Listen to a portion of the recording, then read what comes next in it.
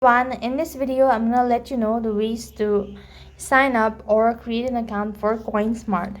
So in order to create an account for CoinSmart, you need to go ahead and install the application first of all. Now unfortunately the following application isn't available in my region, so I'm gonna go ahead and open up a browser. So type in CoinSmart and make sure to go ahead and press on the link.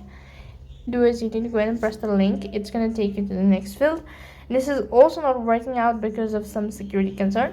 So what you have to do is just press the sign up button. Then you'll be able to see different options as to sign up, either through a Google account or your iCloud, Apple, Facebook, whatever. You could go ahead and select either one of it and start with the creation of your account by following the prompt. So basically during creation of your account, you need to go ahead and submit your information such as your personal information, contact details, and your address.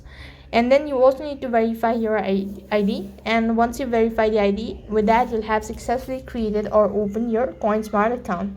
That's all for this video. I hope the video was helpful. Make sure to like, share, and subscribe to our channel. Thank you for watching. See you in the next video.